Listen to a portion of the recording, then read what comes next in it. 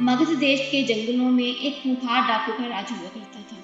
वह डाकू जितने भी लोगों की हत्या करता, उनकी एक एक उंगली काट कर माला की तरह गले में पहन लेता। इसी वजह से डाकू को सभी अंगुली माल के नाम से जानते थे। मगध देश के आसपास के सभी गांवों में अंगुली माल का आतंक था। एक दिन उसी जंगल के पास के ही एक गांव में महात्मा बुद्ध पहुंचे। साधु के रूप में उन्हें देखकर हर किसी ने उनका अच्छी तरह स्वागत किया। कुछ देर उस गांव में रुकते ही महात्मा बुद्ध को थोड़ा अजीब सा लगा।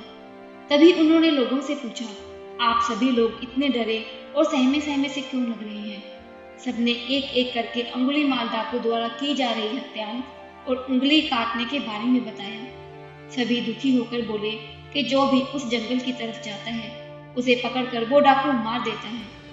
अब तक वो 99 लोगों को मार चुका है और उनकी उंगली को काटकर उन्हें गले में माला की तरह पहनकर घूमता है।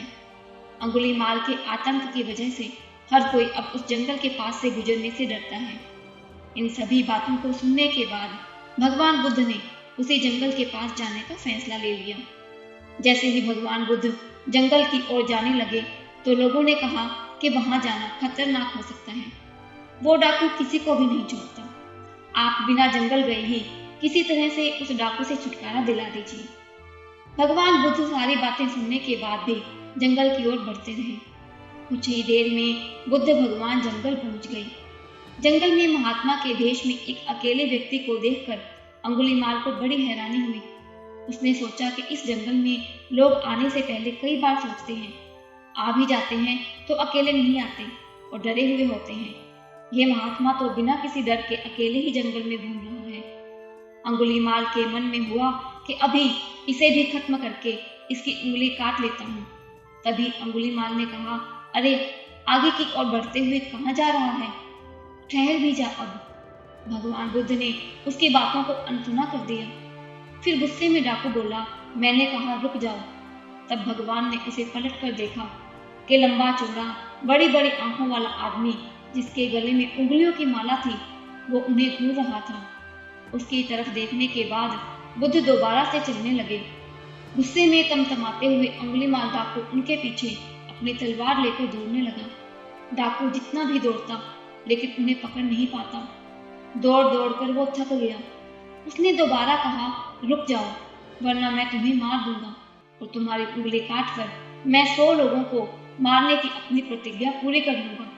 भगवान बुद्ध बोले कि तुम अपने आप को बहुत शक्तिशाली समझते हो ना, तो पेड़ से कुछ पत्तियां और टहनियां तोड़कर ले आओ। अंगुलीमाल ने उनका साहस देखकर सोचा कि जैसा ये कह रहा है कर ही लेता हूँ। वो थोड़ी देर में पत्तियां और टहनियां तोड़कर ले आया और कहा, ले आया मैं इन्हें। फिर बुद्ध जी कहने लगे, अब इन्हें दोबारा पेड़ से जोड़ दे। यह सुनकर अंगुलीमाल बोला, तुम कैसे महात्मा हो? तुम्हें नहीं पता कि तोड़ी हुई चीज को दोबारा नहीं जोड़ सकते हैं। भगवान बुद्ध ने कहा कि मैं यही तो तुम्हें समझाना चाहता हूँ कि जब तुम्हारे पास किसी चीज को जोड़ने की ताकत नहीं है तो तुम्हें किसी वस्तु को तोड़ने का अधिकार भी नहीं है। किसी को जीवन देने की क्षमता नहीं तो मारने का हक भी नहीं। यह सब सुनकर अंगुलीमाल के हाथों से हथियार छूट गया। भगवान आगे बोले, तो मुझे रुक जा कह रहा था। मैं तो कब से स्थिर हूँ, वो तू ही है जो स्थिर नहीं है। अंगुलीमाल बोला, मैं तो एक जगह पर खड़ा हूँ तो कैसे अस्थिर हुआ और आप तब से चल रहे हैं। बुद्ध भगवान बोले, मैं लोगों को क्षमा करके स्थिर हूँ और तू हर किसी के पीछे उसकी हत्या करते हुए भागने की वजह से अस्थिर है। यह सब कुछ सुनकर अंगुलीमाल डाकू की आंखें खुल गई और उसने कहा, आज के बाद से मैं कोई अधर्म वाला कार्य नहीं करूंगा। रोते हुए अंगुलीमाल डाकू भगवान बुद्ध के चरणों पर गिर गया। उसी दिन अंगुलीमाल ने बुराई का रास्ता छोड़ा और वो बहुत बड़ा सन्यासी बन गया। तो इस कहानी से हमें यही सीख मिलती है कि सही मार्गदर्शन मिलने पर व्यक्ति बुराई की राह को छोड़कर अच्छाई को चुन लेता है।